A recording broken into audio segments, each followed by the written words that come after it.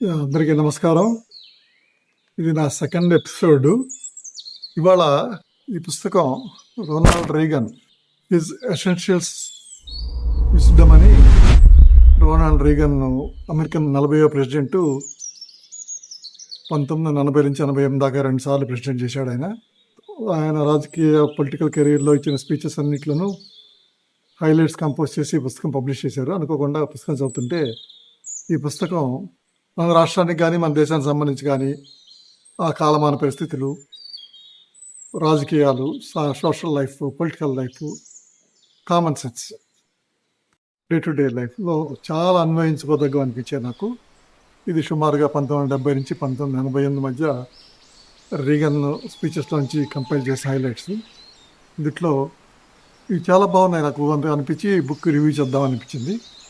సుమారుగా ఇది కొంతవరకు నాకే ఆశ్చర్యం అనిపించి యూస్ఫుల్గా ఉంటుందని చెప్పి చేద్దాం అనుకున్నాను. బుక్ రివ్యూ చేద్దాం అనుకున్నాను. మేబీ ఒక 5 ఎపిసోడ్లు తీసుకోవచ్చు బుక్ రివ్యూకి. ఇది ముందుగా చెప్పబోయే ముందు రొనాల్డ్ రీగన్ గురించి, ఎందుకంటే కొంచెం పాతకాల పత్రిక కాబట్టి అది గురించి కొంచెం బ్రీఫ్ ఇంట్రడక్షన్.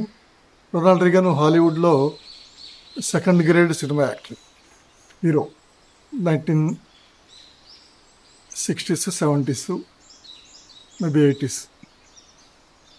అతనికి కొంచెం హాలీవుడ్లో డిమాండ్ తగ్గిన తర్వాత, సినిమా యాక్టర్గా కొంచెం డిమాండ్ తగ్గిన తర్వాత ఏం చేయాలా, నాటకాల్లోకి, టీవీ ఎపిసోడ్స్లోకి, వీటిలోకి వెళ్ళడానికి కొంచెం ఇష్టం లేక ఏం చేద్దామని ఆలోచిస్తున్న తరుణంలో అతనికి అమెరికాలో పెద్ద కార్పొరేట్ కంపెనీ అయిన జనరల్ ఎలక్ట్రికల్ కార్పొరేషన్లో వాళ్ళ దగ్గర నుంచి ఒక ఆఫర్ వచ్చింది.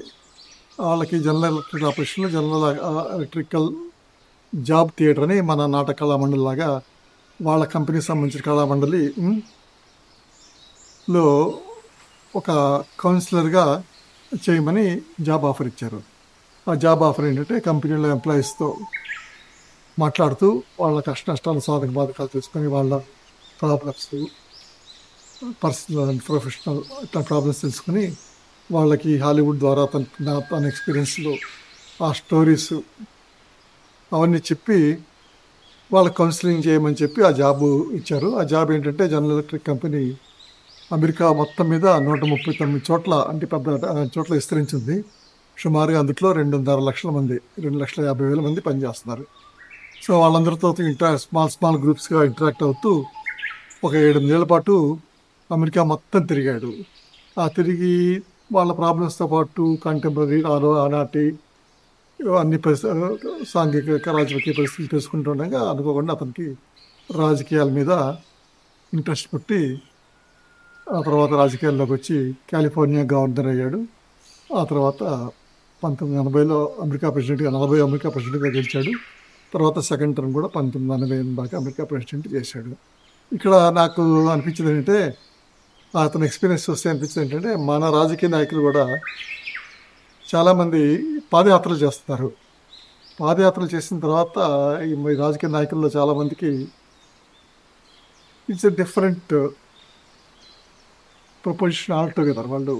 వాళ్ళ ఎక్స్పీరియన్సెస్ కానీ, వాళ్ళ మెచ్యూరిటీ లెవెల్స్ కానీ, ఆలోచించే విధానం కానీ, వాళ్ళు ఆ రకంగా పాదయాత్ర చేసిన తర్వాత వాళ్ళు కేవలం అధికారాన్ని సంపాదించడంతో పాటు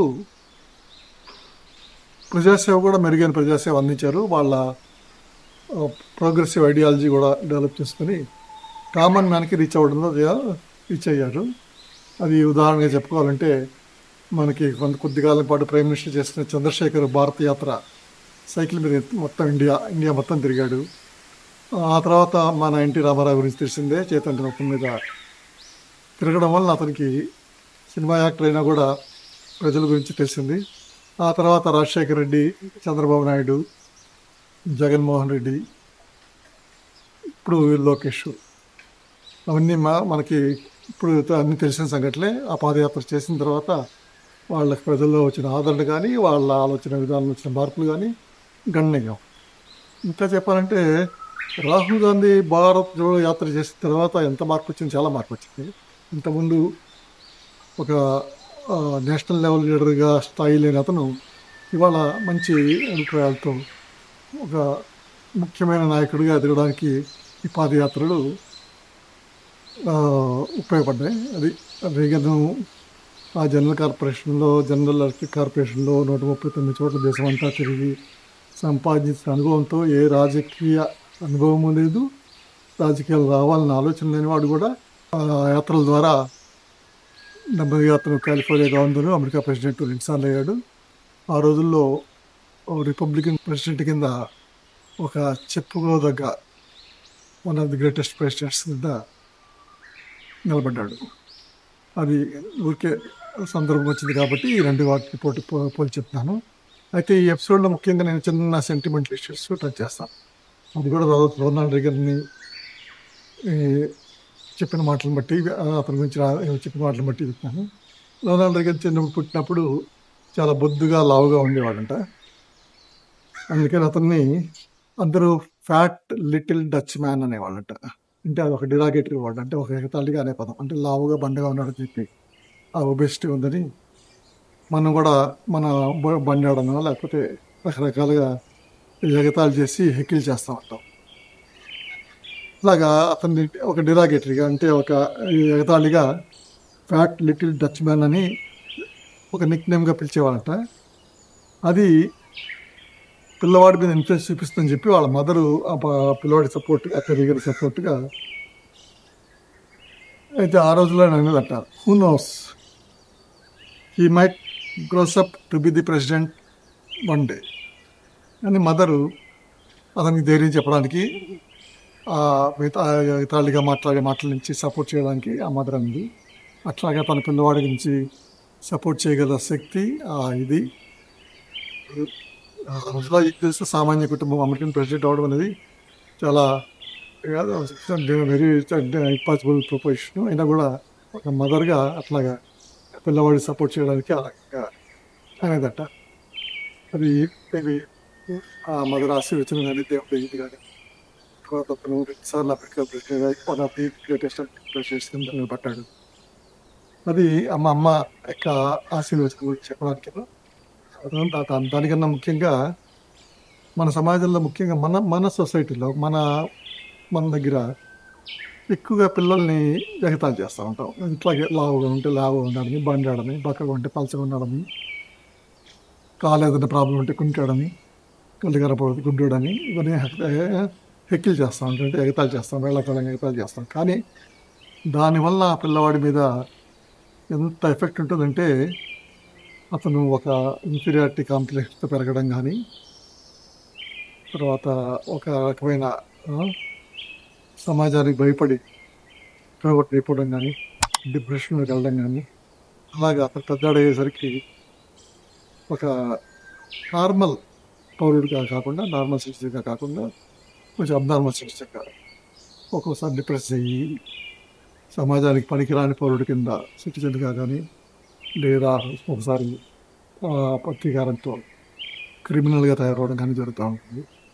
దానికి కారణం చిన్నప్పుడు మనకు తెలియకుండా చేసే ఈ చిన్న చిన్న వెకిలి పదాలు, హేళన చేసే మాటలు.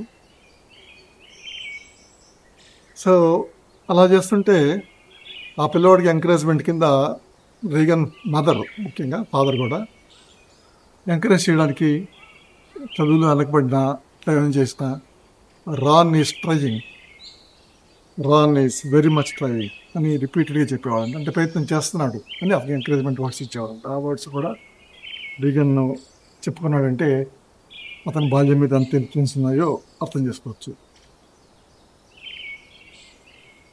అలాగే రీగన్లో ఆ వయసులోనే అతను చెప్పిన దాన్ని బట్టి 5 ఏళ్లకే పుస్తకాలు చదివేవాడంట. మామూలుగా 5 ఏళ్ళకి మనం అల్లుతూ ఉంటాం, లేకపోతే పుస్తకాలు చదవడం అనేది ఏదో ఆ అమ్మ ఇట్లాంటి పదాలు తప్పితే పుస్తకాలు చదవడం అనేది సామాన్యంగా రాదు. కానీ రీగన్కి వచ్చేదంటే ఎందుకు వచ్చిందా, నీకు ఎట్లా వచ్చిందంటే నా గొప్పతనం ఏం లేదు. మా అమ్మ సాయంత్రం పూట కథలు చెప్పేది. కథలు చెప్పేటప్పుడు నన్ను భుజాన వేసుకుని పుస్తకం చూపించి వేలు పెట్టి చూపిస్తూ, ప్రతి పదం మీద వేలు పెట్టి చూపిస్తూ కథలు చెప్పేది. నేను చూస్తుండేవాడిని. అలాగా నాకు అలవాటైంది. అంతా మా అమ్మ గొప్పతనం అన్నాడు అని చెప్పుకున్నాడు. దానికి నేను కండక్టర్ని కాబట్టి కొంచెం అన్వయించి చెప్తాను. చిన్నపిల్లలకి చాలా తొందరగా నేర్చుకుంటారు. వచ్చే స్టిమ్యులస్ అంటే అనుభవాలను బట్టి, చూసేదాన్ని బట్టి, పరిస్థితులు పక్కన చూసేదాన్ని బట్టి చాలా తొందరగా నేర్చుకుంటారు. ఆ ఇన్పుట్స్, ఆ స్టిమ్యులస్ వలన బ్రెయిన్లో హోల్స్ తిరిగి ఆ అనుభవాలని నిక్షిప్తమవుతాయి. బ్రెయిన్ కూడా డెవలప్మెంట్ జరుగుతుంది. సో ఆ స్టిమ్యులస్ కావాలి, ఇన్పుట్ కావాలి. అది కంటికి అన్వయించుకుంటూ వస్తే పుట్టినప్పుడు ఊరికే మనం అనుకుంటాం పిల్లాడు నాయకు చూస్తున్నాడు అది అనుకుంటాం, కానీ అవన్నీ కాదు. పుట్టినప్పుడు చాలా తక్కువ చూపు ఉంటుంది, మనం గుర్తుపట్టడం, మన మొహం కూడా చాలా బ్లర్డ్గా కనపడుతుంది, సరిగ్గా కనపడదు. అయితే పుట్టిన తర్వాత కంటిలోకి లైట్ పడి లేకపోతే ఒక వస్తువు ప్రతిబింబం పడి ఆ రెటీనా ద్వారా కంటిలో వెనకాల ఆక్సిపిటల్ కార్టెక్స్ అని మెదడులో కంటికి సంబంధించిన బాగా ఉంటుంది. ఆ స్టిమ్యులస్ వెళ్ళి ఆ స్టిమ్యులస్కి ఆ బ్రెయిన్ డెవలప్ అవుతూ ఉంటుంది రోజు రోజుకి. అలాగా కంటిలో చూపు పెరుగుతూ ఉంటుంది. 6 నెలలు వచ్చేసరికి కొంత చూపు పెరగడం, సంవత్సరం వచ్చేసరికి సుమారుగా పెరగడం. మొట్టమొదటి 5 ఏళ్లలో 90% చూపు పెరిగిపోతుంది. అంటే ఇదంతా ముఖ్యం. అంటే అట్లాగే మొట్టమొదటి 5 ఏళ్ల పిల్లలు కూడా చాలా స్పీడ్గా నేర్చుకుంటారు. సుమారుగా 10 ఏళ్ళు 15 ఏళ్ళ వరకు కూడా చాలా ఫాస్ట్గా నేర్చుకుంటారు. దానికి కారణం ఇన్పుట్స్ అండ్ స్టిమ్యులస్. ఆ టైంలో జరిగే అనుభవాలు, ఆ టైంలో జరిగే ఎక్స్పీరియన్సెస్ వాళ్ళని ఒక పర్సనాలిటీ డెవలప్ అవుతుంది. ఆ తర్వాత పెరుగుదల చాలా తక్కువ ఉంటుంది, నేర్చుకోవడం కూడా తగ్గిపోతుంది.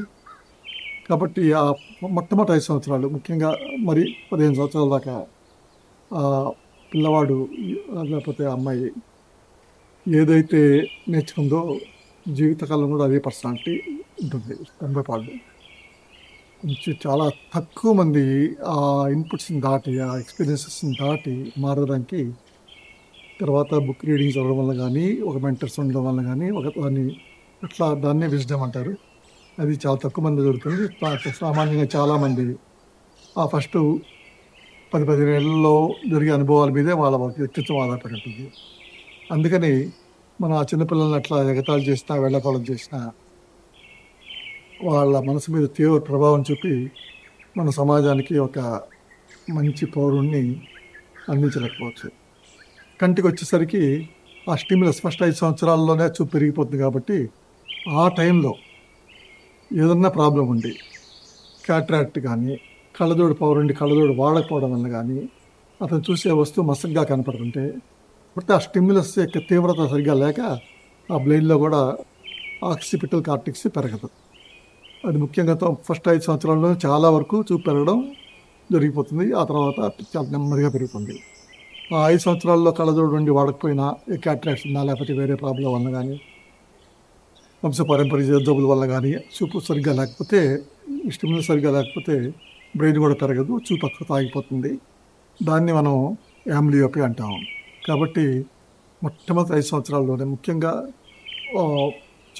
పుట్టినప్పుడే లేదా 2వ సంవత్సరం 3వ సంవత్సరం కంటి డాక్టర్ చూపించి వివరంగా పరీక్ష చేయించుకోవడం అనేది చాలా ముఖ్యం. లేదంటే అతను జీవితాంతం చూపు సమస్యతో బాధపడాల్సి ఉంటుంది.